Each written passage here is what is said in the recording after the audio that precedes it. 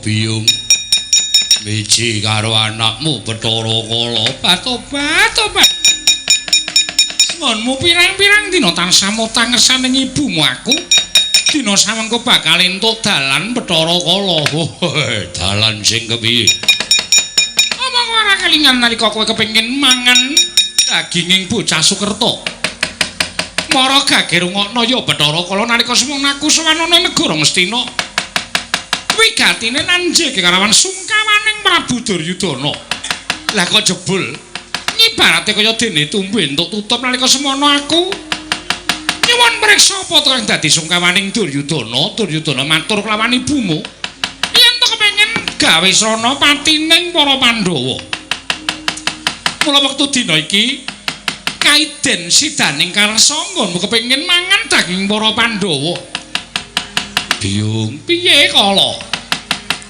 aja gampangke barang sing angel aja ngempukke watu ngantoske banyu apa yang dadi aturmu kaya mengkono werdine piye nadyan para Kurawa kepengin patining para Pandhawa nanging mateni para Pandhawa ora gampang mula aja banget-banget nggonmu menehi pengarep-arep karo Bathara Kala yen to nganggo wujud kaya mengkene mesti ora bakal kelakon banjur kersaning Biyung piye marata gage tontonan apa kang dadi sedyaning ibumu aku ora bakal wujud Betari Durga nanging aku bakal wujud Nalendra gagah pideksa kang kaya mengkono gampang nggone nyaketi marang Semar apa dening para Pandhawa Bathara Kala lah dalah yo yen to pancen kaya mengkono aku mengkari manut kersaning Biyung Durga mara gage tututana karepe ibumu Betari Durga iki Bathara Kala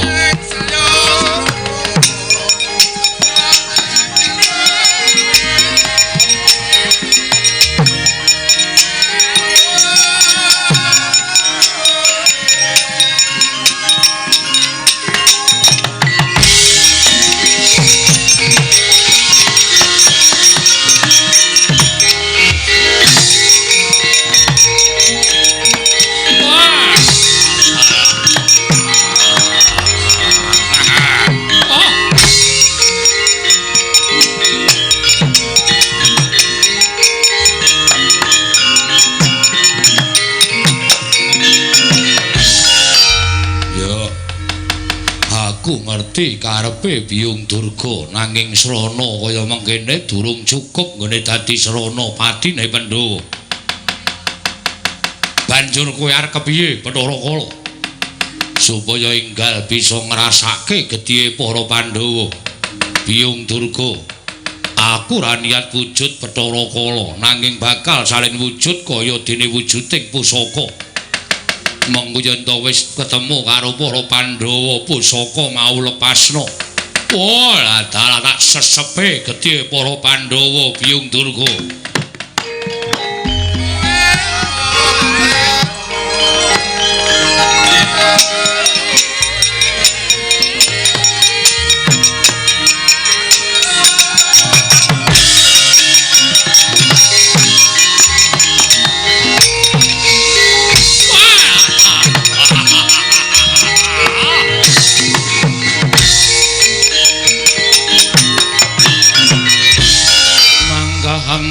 sesumbar lendo bumi gonceng kumaludha kuntur katup lumembak penyu kang kumambang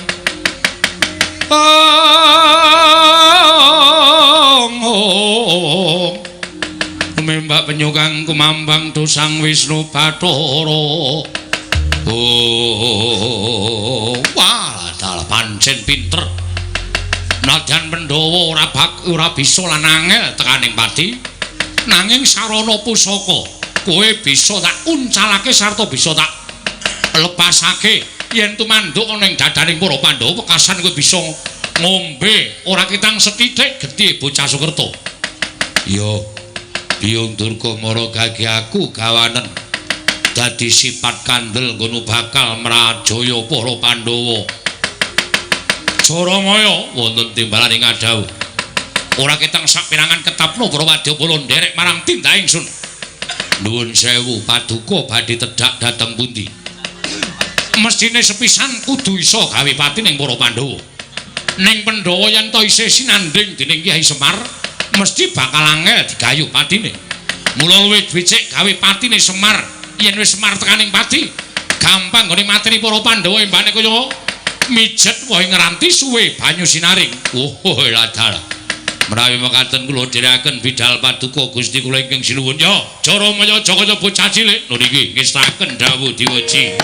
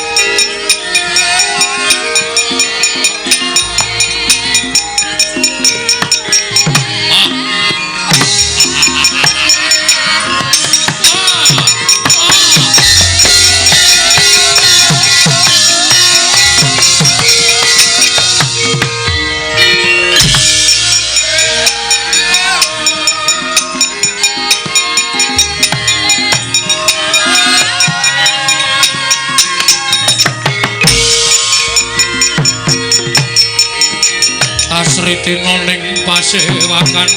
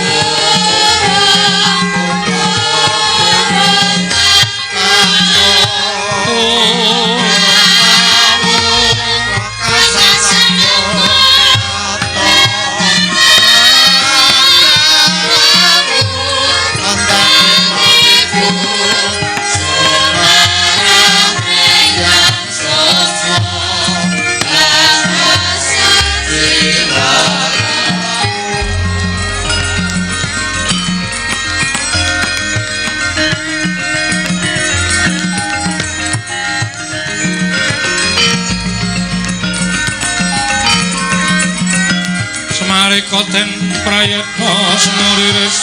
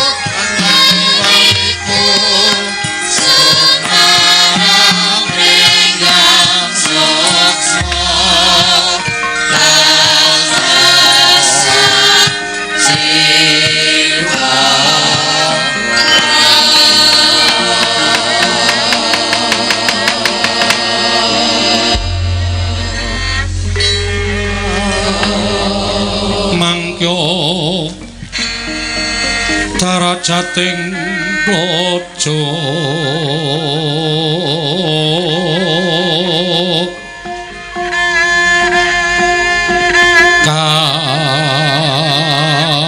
kawuryan wus sunyaruri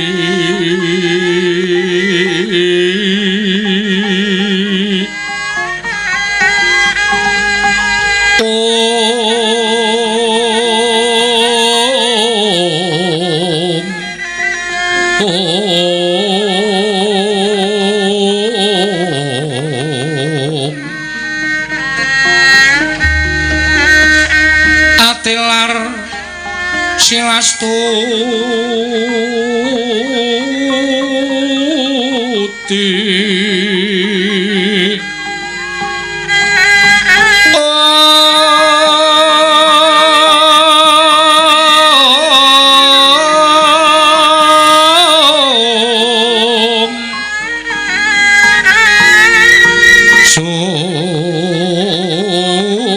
Sujono Sarjono kelu kalu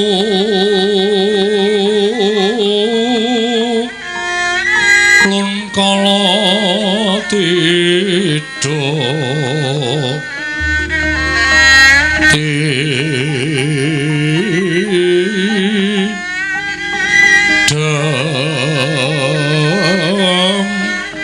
kandaning dumati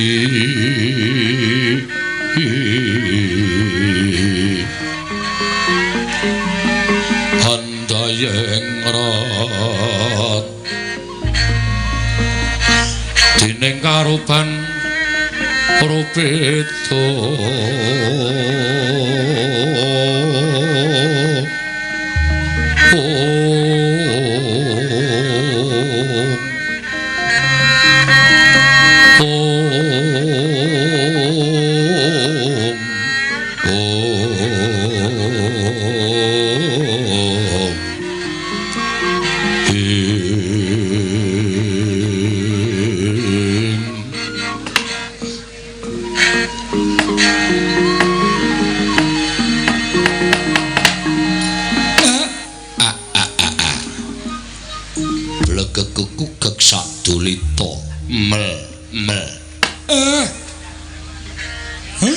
Sinuwun Ndarawati sarawuh ndika kula ngaturaken pangabekti kula kunjuk nggih Den. Iya. Kakang Semar ndak tampa ora liwat. Tiba sepadha-padha mung kepareng aku ngaturake salam taklimku katur Kakang Semar. Nggih, kula tampi. Sinuwun Mandura katuran karaharjan rawuhipun. Yo. Kakang Semar. Slamet tekaku ning Sambikala. Tansah pinanganing kawidadan aku ngaturake pudyastawaku katur ngersaning Kakang Nayantaka. Nggih, kula tampi karya bombong raos sing manah kula. Koko Prabu, kula ngaturaken bekti kula kunjuk Koko Prabu Ndarawati. Yayi dawah sami-sami. Sawetawis Yayi lenggah wonten ing Karang Kadempel. Inggih kasinggihan mekaten. Mboten cecala ingkang mangrumiyin kaliyan ingkang ngroko ing Darawati. Sewu-sewu kalepatanipun ingkang rayi tadah wadana. Mugi kaskecakno anggen jengandika lenggah Koko Prabu Darawati. Kawula nuwun sampun boten kirang prayogi. Koko Prabu Mandura kula ngaturaken bekti kula kunjuk. Iya, Yi. Dawa sami-sami kepareng kula ngaturaken budi astawanipun ing ngroko ing Mandura mugi katur. Kula tampian dadosaken suka marwata suta. Raos ing manahipun ingkang rayi ing Ngamarta. Wah. Kresna kakangku aku ngaturke bektiku katur. Ya Werkudara ndak tampa pangestunipun Kakang Tampanana. Baladewa. Aku ngaturake basaku katura. Ya Werkudara ndak tampa. Ora liwat pangestunipun Kakang Tampanana. Tak gegem dadiake jimat. Koko Prabu kula ngaturaken bekti kula kunjuk Koko Prabu kekalih. Ya. Arjuna ndak tampa pangestuku Tampanana, Janaka tak tampa pangestuku Tampanana. Nun kula ngaturaken bekti kula kunjuk sinuwun Mandura, sinuwun Darawati, Nala Garing tak tampa. Iya, Nala Garing tak tampa pangestuku Tampanana. Kula ngaturaken bekti kula katur nggih sinuwun Darawati, sinuwun Mandura. Iya, Petruk tak tampa pangestuku Tampanana, Petruk. Ya, Petruk tak tampa pangestuku Tampanana. Koko Prabu. Kula ngaturaken sembah pangabekti kula kunjuk Koko Prabu. Kuwi ngopo igong tenguk nang kono kuwi? Kuwi iki jane nggone Ndara Janaka. Nek sinuwun Darawati iki wangune jejer karo Ndara Janaka. Waspadakno Petru. Iki Raden Janganangka. Janaka jangan nangka ora. Bagong ayo mikir. Wah, ngreget-ngregeti sesawangan. Alah menganggon kene sedeloke kok ora entuk. Ha sinuwun Darawati tak jejeri menang bae kok. Nggih Gus nggih. Iya Bagong ora apa-apa nggih. Wilujeng pangestuku Tampanana ngono nggih. Ndara Baladewa wilujeng Den. Yo Bagong slamet pangestuku Tampanana. Ngono nggih. Sanget anggen kawula dadosaken jimat. Jawi nika bungkusan apa? Lho. Aku ora nggawa apa-apa Bagong. Wo ya dudeke sampean. Wis toko mlebu. Nggih pangestune kula niku wong cekat-ceket e. Dudake barang tak gawa nek kula niku karang semangat kok. Siap ngoten niku wis beres. Yo Bagong ya wis ora apa-apa tak ijolane. Nggih. Sinuwun. Enten apa?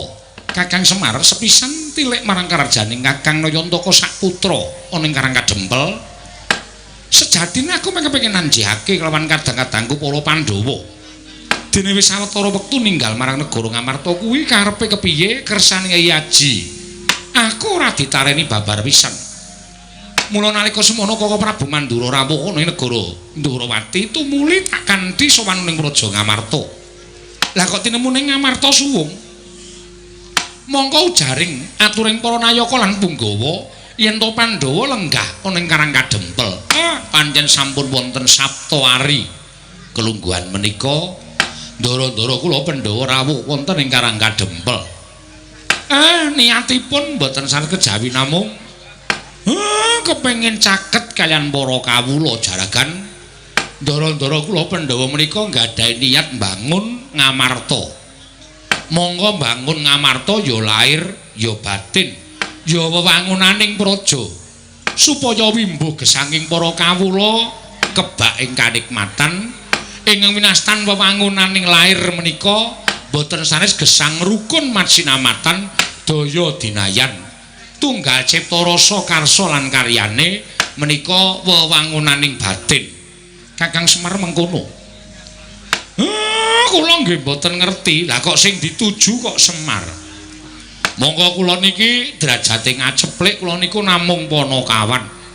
Ewadene nek ndara-ndara kula Pandhawa pun percaya kali Semar, kula ya ora bakal selak. Janyatane kula niku wis dituwake, wong tuwa niku ana jarwa dosake metu-metu wis nggawa. Nek disambati ya kudu tanggung jawab. Mula Pandhawa nggene ajeng miwiti ambangun negari Ngamarta menika. Nuwun sewu lho Den, mboten nami kula nilar dhateng Sinuwun Darawati babar pisan mboten. Ning gandeng Semar sing pun dipasrahi, nggih. Ajeng kula leksanani supaya napa sing dijangka dening pepundhen kula Pandhawa sageta kasembadan niku karep kula. Iya, Kakang Semar. Yen to pancen kaya mengkono, aku ora bakal nedya ngebot-boti kalawan kekarepaning kadang-kadangku para Pandhawa, malah yen perlu Kresna nedya mbebantu marang kadang-kadangku para Pandhawa, Kyai Semar. Niku wajib. Merga sampeyan niku suwing para Pandhawa. Sampeyan niku ngibarate kaya dene kusir Pandhawa menika kreta lan jarane. Kreta lan jaran menika isane mlaku ya merga kinusiran dening Nata Ndarawati. Kreta lan jaran duwe niat dandan tumraping negari Ngamarta. Nek sampeyan ora cawe-cawe perkara niki, malah sampeyan sing kula luputke. Lah niki malah kula entuk kanca, kula entuk ruwang. Mboten ming Semar sing kudu tanggung jawab bab kasembadan lan mbotenipun Pandhawa mbangun negara Ngamarta, ning klebu panjenengan ya duwe kewajiban gawe cara pripun carane Ngamarta nika kasembadan dipun bangun dening dara-dara kula Pandhawa.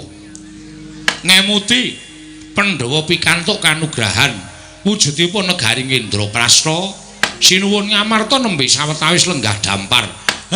Neng kaindahane Ngamarta sampun wuwuh matikel-tikel.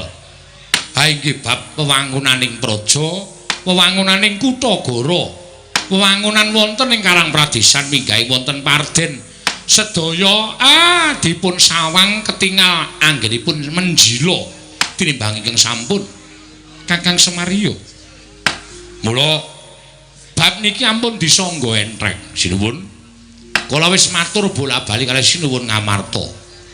Napa-napa niku nek digayuh, wong niku nek duwe gegayuhan, mongko gegayuhane niku becik, gegayuhane niku apik. Niku adat saben Gusti maringake pacoban. Niku wis mesti. Mong gumantung titahe sing duwe gegayuhan niku wau. Iso ngrampungi pacoban menapa mboten. Nek saged nggih kanugrahane bakal tinampa. Ning nek ora ya kanugrahan menika bakal loncat. Mongko pacoban menika werni-werni wonten ingkang magepokan kalian derajat pangkat, wonten magepokan kalian bondo donya, wonten ingkang magepokan kalian kulawarga, wonten ingkang magepokan kalian katresnan. Yo. Mongko abot dhewe pacoban iku nek wis magepokan karo siji mekutha, loro bondo, telu katresnan. Wah, niku ora saben wong iso ngrampungi. Ya ming jalma pinilih sing saged ngrampungi pacoban menika kala wau. Mula nek nganti mangke Pandhawa pun ajeng wiwiti bangun negari Ngamarta, kula percaya, kula pitados pacobane enggal nyaketi, pacobane enggal nyeraki dhateng para Pandhawa.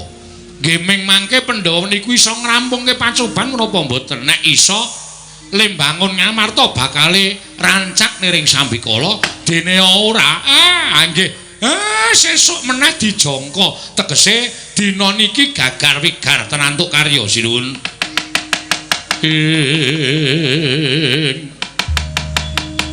Kresna sinayang manggelung mintonaken dewi kramanira.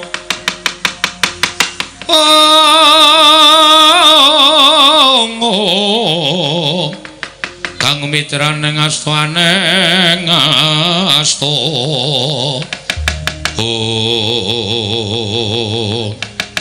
Dereng ngantos paripurna Balwacana kasaru praptaning Nalindra ingkang saking tlatah Sabrang Galya karya cingak kang samya mulat.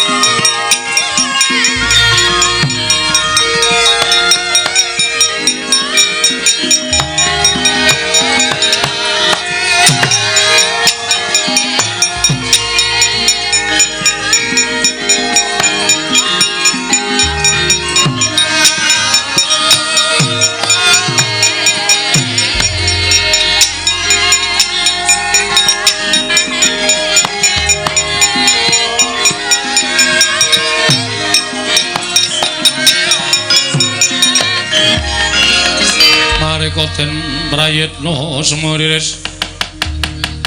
semuriris titiyani kandayani trisanya purnama sasi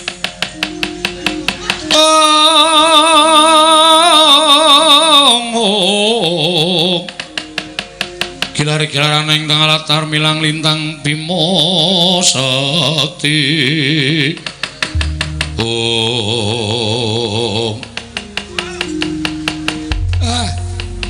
ora pangling lah kok nuwun sewu gandeng kula menika derajatipun namung Panakawan sampeyan Nalendra mula kula kedah ngagem tata krami sinuwun panjenengan menika sinten teka rawuh wonten ing Karang Kadempel mongko kula dereng nate tepang kula dereng nate srawung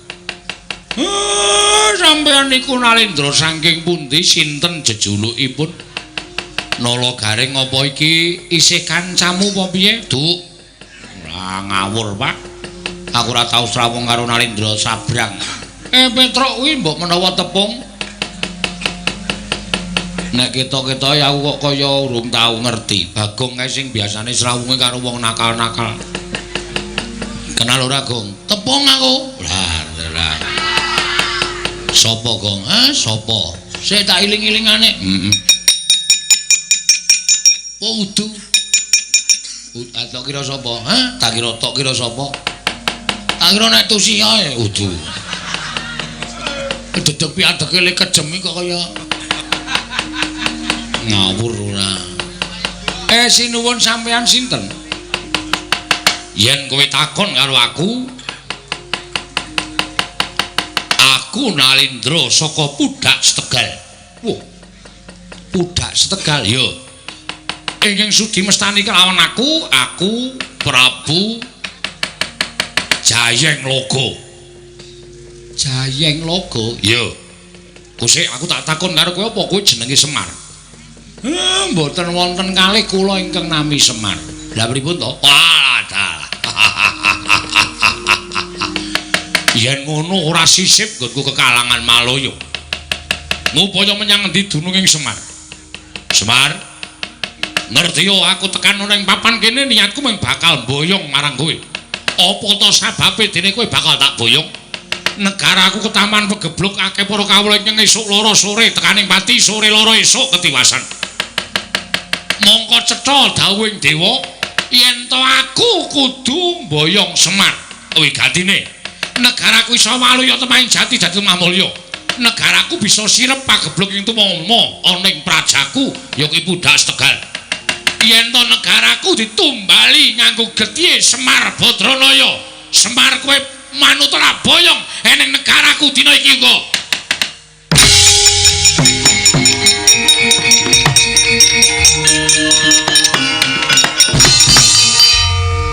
Reng kok kowe to Reng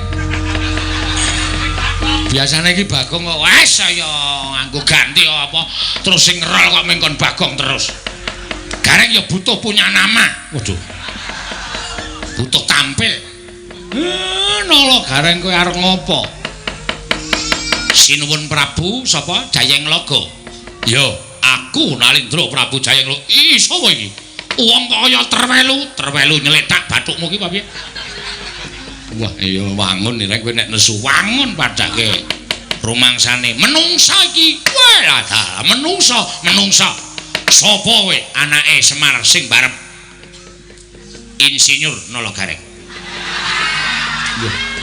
nganggo insinyur barang lulusan ngendi reng cerewet Petro rasah nyangkem nggo ngapusi iki bebas wae insinyur IR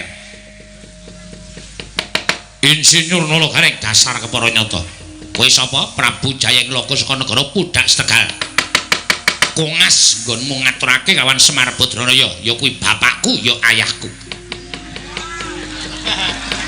kowe ngandhake ento negaramu ketaman pegebluk akeh para kawula ing esuk lara sore mati sore lara esuk ketiwasan lan nampa sasmitaning dewa yen to bapakku kudu dadi tumbal ning negaramu ora aku saiki tak takon karo kowe nek pancen dewa paring sasmita karo kowe kowe mesti ngerti dewa kuwi sing maring sasmita sapa dewa sapa pewisike kayangane ngendi aja mung patok bisa ngucap arep awakku kuru kaya ngene Nek ditanding karo ratu kaya kowe ganep 10 ora bakal tak tinggal ucat. Gleleng tenan. Munia. Dewa sapa pewisike lan kayangane ngendi? Tak paranane kayangane tak takonane apa sebabe kok Semar kudu kanggo dadekke sambel anu apa jenenge? Tumbal.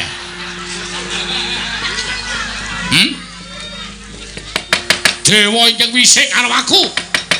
Ming swara tok sing tak tampa. Genah kuwi dudu sasmitaning dewa nanging kuwi tanggamu kuwi nyetel pidato. Aja waton bisa ngucap kowe. Semar kok arep dienggo tumbal. Ora ana wong ngilangi pegeblok kok dadak nganggo tumbal menungsa padha karo materi sampe padane menungsa. Ilanging pageblok ning negaramu ki kudune kowe merintahke marang para kawulamu manembah marang purbaning Hyang Mahanasa tansah ngucapake syukur ngersane Gusti dene kawula wis diparingi apa-apa dening dewane ya kuwi Gustine. Ning mergo nggonmu ora tau ngucap syukur, mergo nggonmu tau ora duwe rasa matur nuwun karo Gusti Kakarya Jagat, mula negaramu diparingi pageblok. Pelekke. Kowe kena Boyong Semar. Waton iso nglangkai kuwandane Petruk Gandrawala. Lho piye kowe? Reng apa? Aku sing gedhe. Aku ya mung ngomong tok ngene.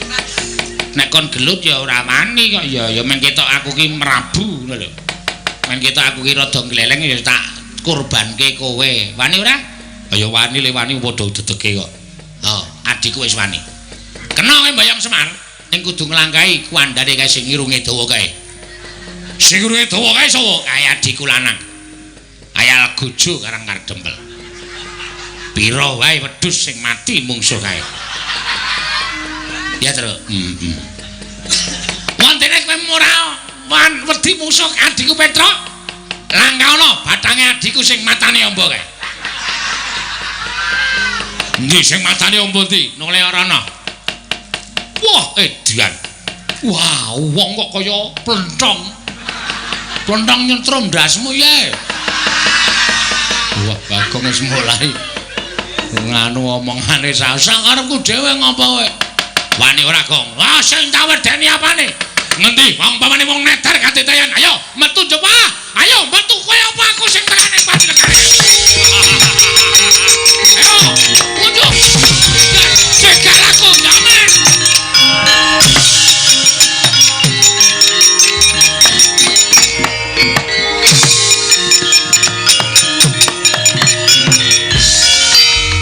Petruk kakangmu kae tututana. Lah kok srintil melayu dhewe.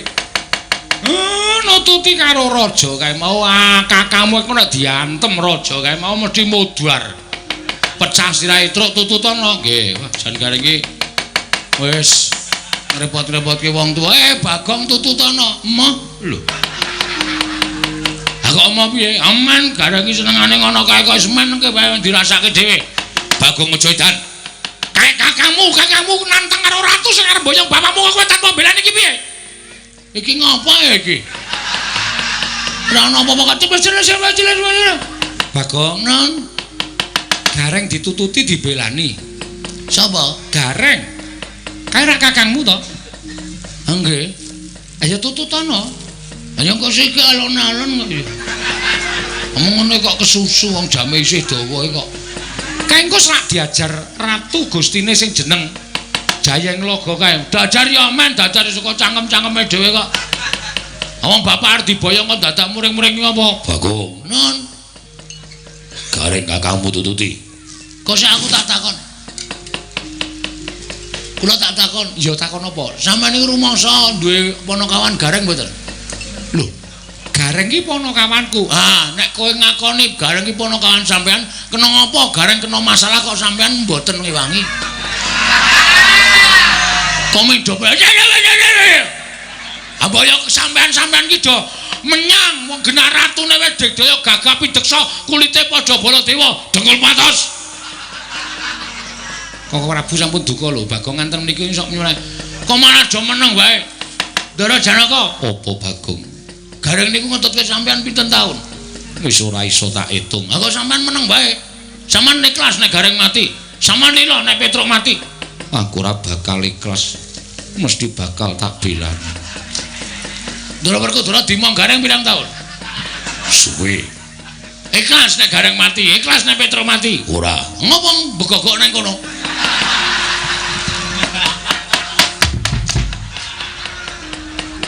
Sampeyan tau tate dimong Gareng napa durung? Durung ya wis. Ah, syukur. Oh, jan angel kok Baladewane iki jan. Njur aku takon ngopo? Ndara Werkudara, Ndara Janaka aja mbelani kok Sinuwun Ndarawati kok ora mbelani. Kosek to. Aku dibelani Gareng dek kapan? Belum. Sampeyan niku duwe garwa 3. Niku ora liwat nembung apik-apik to, metu mburi kabeh to. Iya, sing ngunangi sapa? Sing ngunangi sapa? Sing ngunangi Ndara Permadi. Sampeyan aja dicekel Ndara Permadi. Nggih to? Ndara Permadi nalika semanten dielekke kalih Gareng. Gus, nika Kang Raka, ampun ketegelen. Mbok menawa jodoh niku garising Gusti. Lho, Ndara Rukmini Setya Buma Jembawati arepa dijukuk saka mburi, nek pancen padha tresnane wong sing jeneng nambut saning akrama niku gegarane ming seneng keplok tangan loro. Nek wis do keplok tangan loro ajeng dipundi meneh. Terus Ndara Permadi nyekel sampean ora lahir batin niku nek ora dibujuk Gareng, ta sampean sirna saka tangane Ndara Permadi. Lho, apa ngono tenan? Weh, domongi kok. Asli kula krungu dhewe. Wela dalah. Iya, semen aku njaluk pamit tak mbelani nolo Gareng. Saman tahu durung dilabuhi nolo Gareng? Durung masa dilabuhi. Saman krasa mboten jaman digoleki balane Kangsa teng Widara Kandha. Iya, aku kelingan. Nggih. Sapa sing perang? Sing perang Kakang Udawa karo Narayana. Sadurunge Narayana karo Udawa sing gelut Gareng. Saman mate mboten. Gareng riki niki sigar sithik nika. Nika kena pusakane wong balane Kangsa. Nika ora Gareng iki ketoke pancen ora ana labuhe. Ning dhewe labuh-labet ki ora kepengin dingerteni karo sing dilabuhi. Apike Gareng nang kono kuwi? Wah, edan. Sing ngono aku dilabuhi Gareng. Wah, keparat. Kowe ora omong. Ora tolong ajar. Wis tau dilabuhi Gareng ora? Gareng ki anakku. Waduh, plenu wah, saking mempengku. Sinuwun Puntadewa. Piye, Bagong? Sampeyan niku jaman babat Alaswana Marta. Sapa sing nyingkirke jin-jin? Lah sapa? Nala Gareng. Niku nek nggon mantra jin pintere ra jamak-jamak. Sampeyan mboten belani? Aku ra iso perang. Aduh, ya. Iya. Ya wis yo, nonton karo aku yo. Nek 150 go tuku tiket. Wih, pancen mengar jaluk duit kok. Oh, badut to, wong tuwa ora dipancal-pancal wetenge. Kowe senengane nabok yo arep menurut rezeki kok senengane beda to, Men. Bagong aja kurang ajar. Kowe iki sing marahi ndara-ndara Pandhawa ora tau mrene. Anggere mrene tok jaluki tiket. Wong apa kowe? Asline dudu aku, Pak. Asline Bagong sing iki ra menyang Bagong iki. Oh. Sing senengane njaluki apa-apa, Pak. Popo kari. Terus apa jenenge? Terus bakmi. Ayo mau nonton suwe-suwe tekor nek. Men delok wayange dadak ditodong pokari karo rokok sewadah. Sapa kowe? Engko tak duduhi wonge, Pak. Ciri-cirine ndase ra tukul rambute, Pak. Kuwi mung dikeki ora njaluk. Wah, wis cilaka tenan. Bagong kae tututana darat-darat sendiri wis tak jawab Bapak Semar.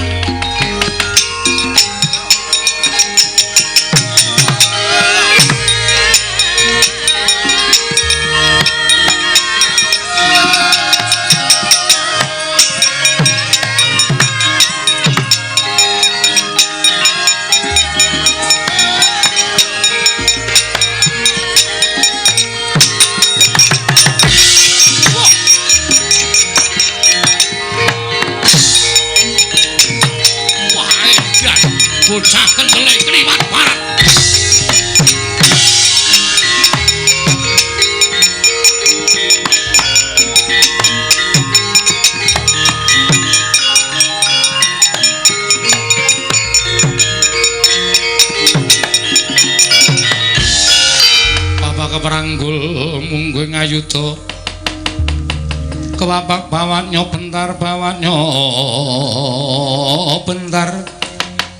kebabaknya mungguing alogo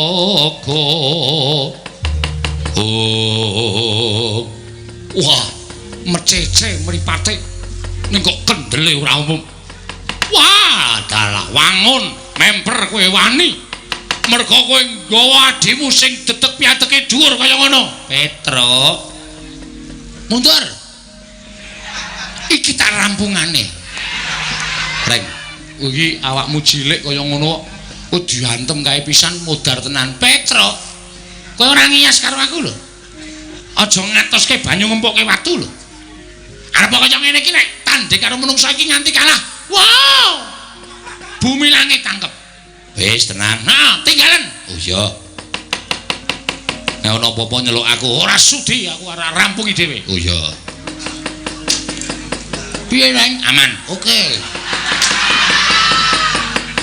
anu semaning jajaran sukertaning bawana iblis lan menungso murang tata lho kowe arep mboyo karo Semar Badrayarta dareke tumbal apa anggepmu sing doting pendana ngene iki ora ngayom karo Semar Badrayarta aku anake mbarep Petro anake nomor 2 Bagong anake nomor 3 apa tak anggap Semar kuwi wujuding sato kewan kok arep nggo tumbal ning negaramu Semar arep tak boyong ora usah dadak nyentri suaramu wose kowe nek mepalang karepku tak banting ambar piye tak banting ambyar lah dalah wani arau sing tak wedeni apamu leno pangendamu wah kurang kaprayitnan ketiban sikilen dara Werkudara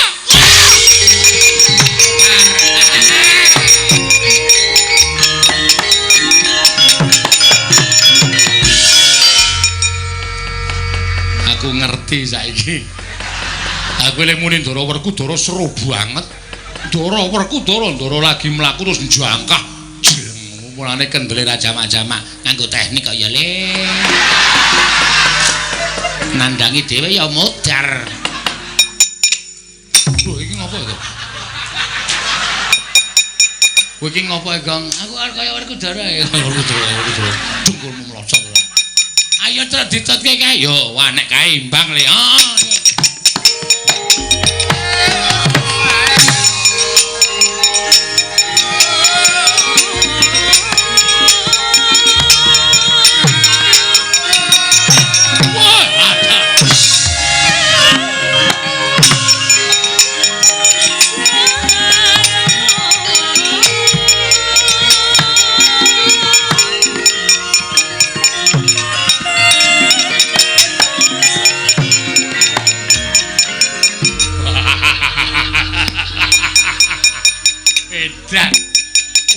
Werkudara dasar para nyata Nalindra Prabu Jayengloga ya Prabu Jayengloga ayo Semar tak jaluk boyongan Semar yen wis gletak bathange Werkudara wah jebol dadangmu parah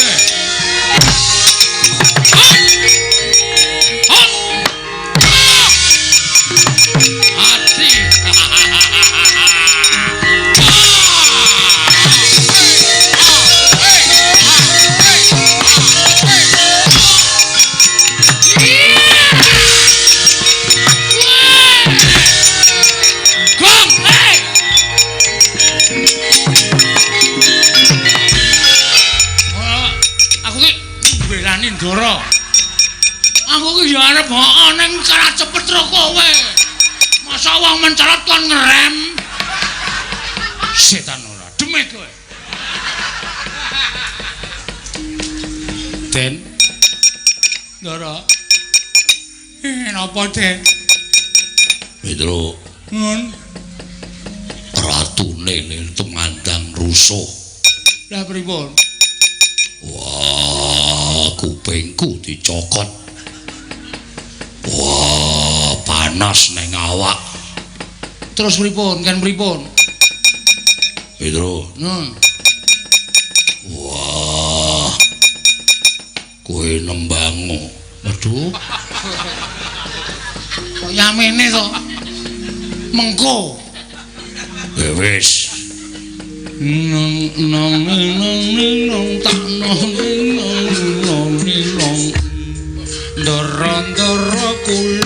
Ndara kula Werkudara satriya ngaloka mboten bakal kasur mungsu. Ndara Werkudara wong gagah lawan sentosa. Dasar satriya gagah luwih ampuh sapa-sapa. Ndara Werkudara satriya Ndara kula Ndara Werkudara Ndara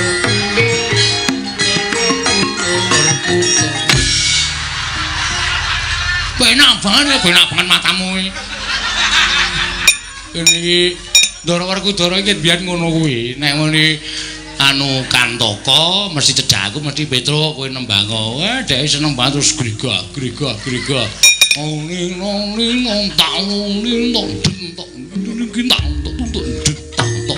kuwi lek mlaku.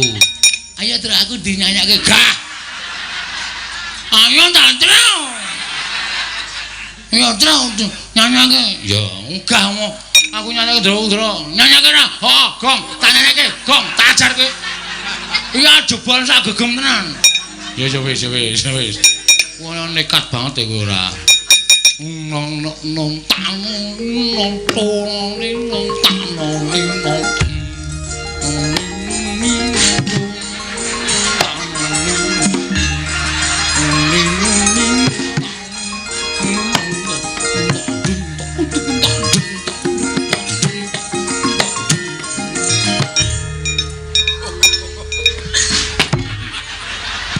apa ya? Aku dikanane kuwi. Ora saes tak ajar ora. Petro iki nekat e. Iki dagelan patet songo barang dienggo paten. Wis ben. Ora ngono ndak idene ora ono. Ayo ta Tru. Ayo. Ya. Lilo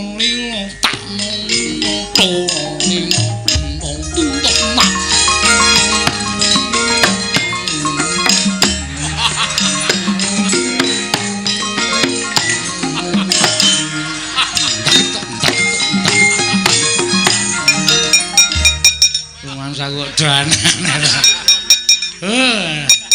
Ngatos-atos lho, Den.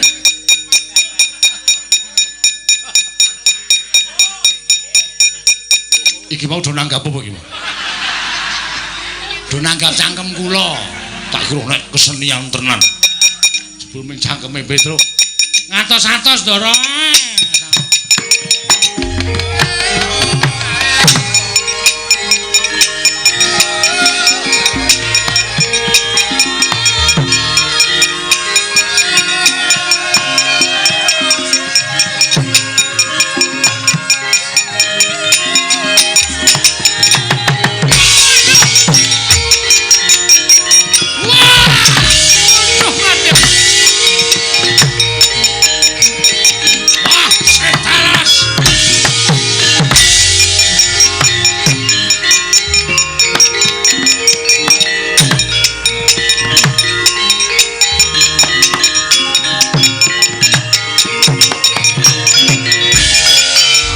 Jajanan Sukertaning Bawana. Wah, dal. Pancen ora iso disangga enteng. Kowe ngembe karo Prabu Jayeng Logo. Tiban pusakaku. Kyai Candra Wirayang ora jebol Cacamaja tuntang Narendra Prabu Jayalaba barang.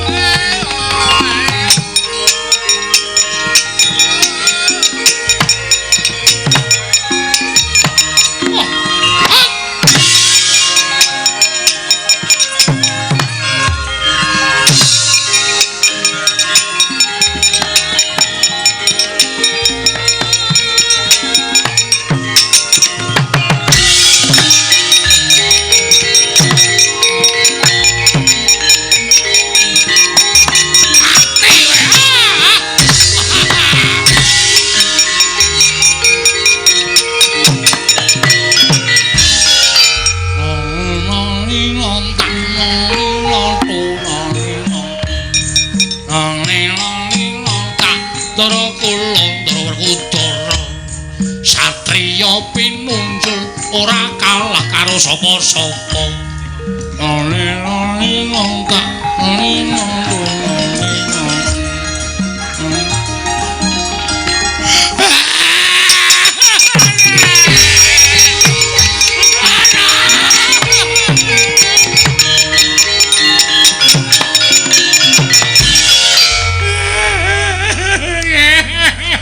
Kula tak tembangke kok ora wungu.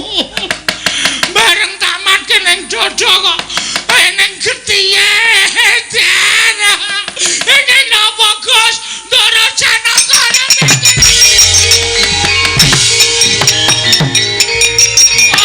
bondo kowe.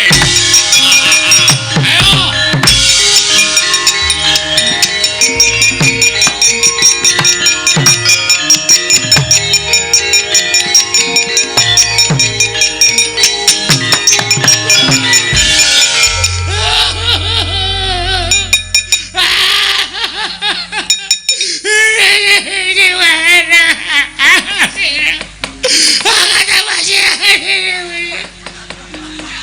Petruk kowe kena ngopo?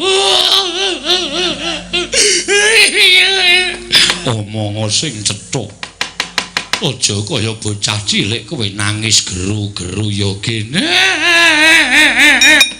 Menengo Petruk. Nggih. Wis gek tangi.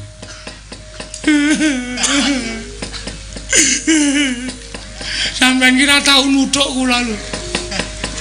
Niki kok ketegelen sing buat-buanter banget.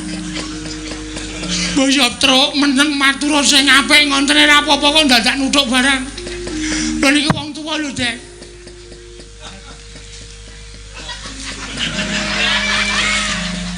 Napa? Dudu aku. Sinten? Bagong. Ra ngawur. Ora ngapa-ngapa kan utus apa ta kowe iki sine tumbak cucuan. Karang kajempel geger kok isih ngedu anake Semar. Sing ngene, Gong, rene. Rene. Ngapa ya, Mas? Mas apa? Kowe nuthuk ndasku, ngono to. Nuthuk ndasku to kowe. Sing ngomong sapa? Ndara Janaka, Bagong. Aja gawe ribet ngaku wae.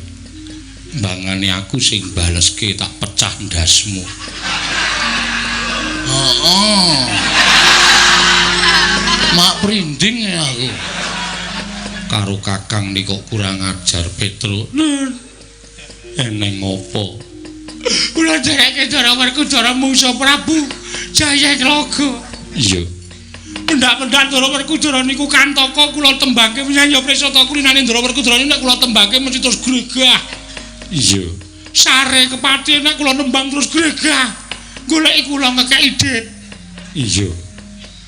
Niki wau kula tembangke niku mboten obah. Mboten obah blas, mboten obah napa-napa. Sareng kula ungak. Sareng kula ungak dadane enten getihe den.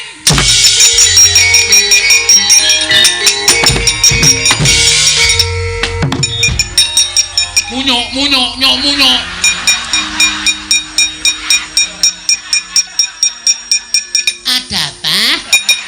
Ada apa cengelmu kowe? Ngapa kowe nguneke aku munyo? Aku iki ngapa melu nyampar sirahku barang ngapa? Aku ora jarak. Ora sengaja saking kagetku Ndara Werkudara dadane metu getih. Heeh. Edan. Kok biasane dadane metu kusune. Kok metu getih iki piye? Ndara Janaka klepat aku ki ya arep klepat to. Sirahmu ngalang-alangi kok. Ora sengaja. Yakin ora, Tru?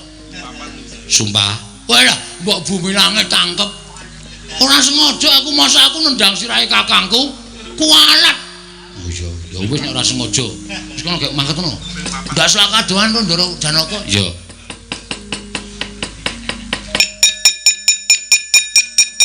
Asem kleru dalane rame.